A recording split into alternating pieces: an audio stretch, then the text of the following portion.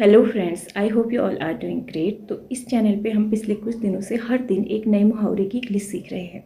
तो अभी तक जितने भी मुहावरे की इंग्लिश हमने सीखी है, ये उन सभी का एक कंपाइलेशन वीडियो है। आई होप कि आपको ये वीडियो पसंद आएगा। तो वीडियो को पूरा देखने के बाद चैनल को सब्सक्राइब करना और वीडियो को लाइक करना मत भूलिएगा। जिसकी लाठी उसकी भैंस।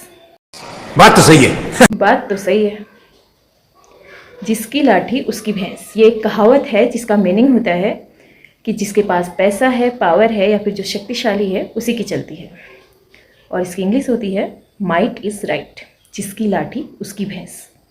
चोर चोर मौसेरे भाई, ये एक हिंदी मुहावरा है जिसका मीनिंग होता है कि जो एक जैसी प्रवृत्ति के लोग होते हैं, एक जैसे स्वभाव के लोग जो होते हैं, वो एक दूसरे का समर्थन करते हैं या फिर मिलकर काम करते हैं। और इसकी इंग्लिश होती है Birds of a feather flock together.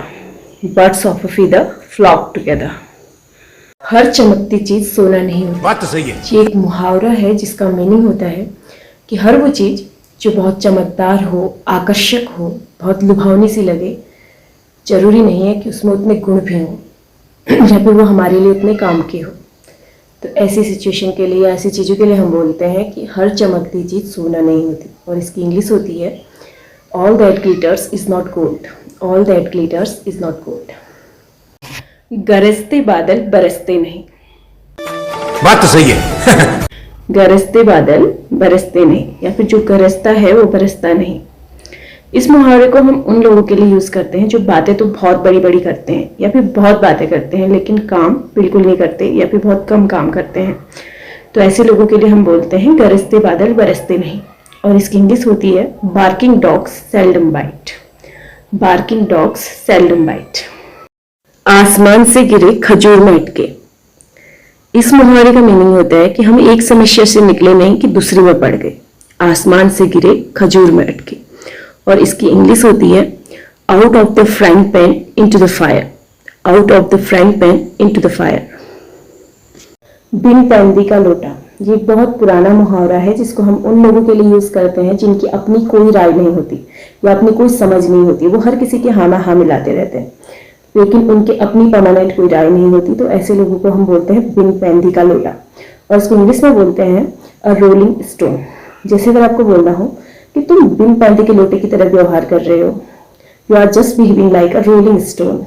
You are just behaving like a rolling stone. वह बिन पैंदी का लोटा है। He is a rolling stone. बहती गंगा में हाथ धोना, यानी अवसर का फायदा उठाना, जब मौका मिले काम कर लेना। इसकी इंग्लिश होती है to make hay while the sun shines. To make hay while the sun shines. आँच न जाने आंगन टेढ़ा, ये एक मुहावरा है जिसको हम उन लोगों के लिए यूज करते हैं जो न अपनी कमियों को देखते हैं न ही अपनी गलतियों को देखते हैं, बस परिस्थितियों को दोष देते रहते हैं। अगर उन्हें कोई काम करने के लिए दिया जाए तो हो सकता है कि उनके पास उतनी स्किल्स ना हो, बट वो लोग सिर्फ परिस्थितियों को दोष देते हैं बल्कि अपनी कमियों को नहीं देखते। तो ऐसे लोग के लिए हम बोलते हैं नाच न जाने आंगन टेढ़ा। और इसकी इंग्लिश होती है a bad workman quarrels with his tools. A bad workman quarrels with his tools, या फिर आप ऐसे भी बोल सकते हो a bad workman blames his tools. जले पर नमक छिड़कना, ये एक प्रोवर्ब है जिसका मीनिंग होता है किसी की परेशानी को और बढ़ा देना। कोई व्यक्ति पहले से परेशान है, पहले से दुखी है, उसको और दुखी कर देना। इस सिचुएशन में हम बोलते हैं जले पर नमक छिड़कना। और इसकी इंग्लिश होती है to add insult to injury. To add insult to injury.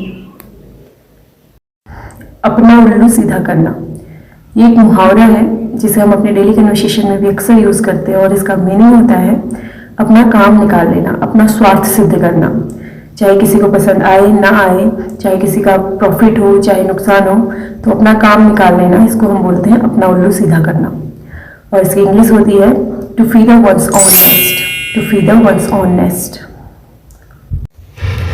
धोबी का कुत्ता घर का न घाट का, ये मुहावरा आपने भी जरूर सुना होगा, लेकिन ये धोबी का कुत्ता नहीं बल्कि धोबी का कुत्ता घर का न घाट का होता है। Oh my God. पुराने समय में देयर यूज्ड टू बी धोबी घाट्स, जहाँ पे कि धोबी कपड़े धोया करते थे और बड़े कपड़ों को धोने के लिए वो एक विशेष प्रकार की लकड़ी का यूज किया करते थे जो कि भारी होती थी।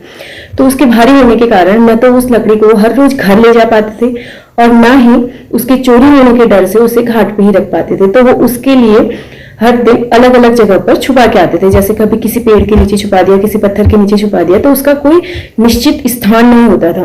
तो वहीं से मुहावरा निकल के आया है कि धोबी का कुत्ता घर का नहीं घाट का।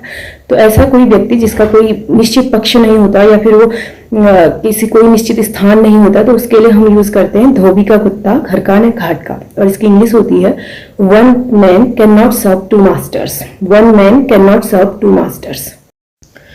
बंदर क्या जाने अदरक का स्वाद।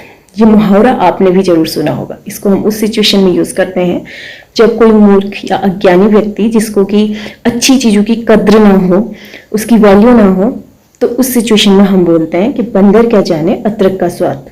और इसकी इंग्लिश होती है a blind man is no जज ऑफ कलर्स।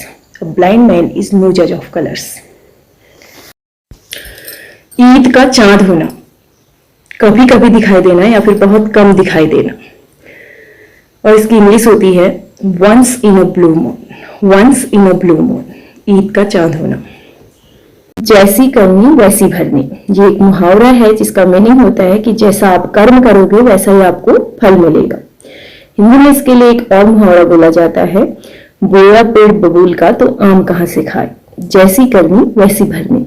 और इसकी इंग्लिश होती है as you sow so shall you reap.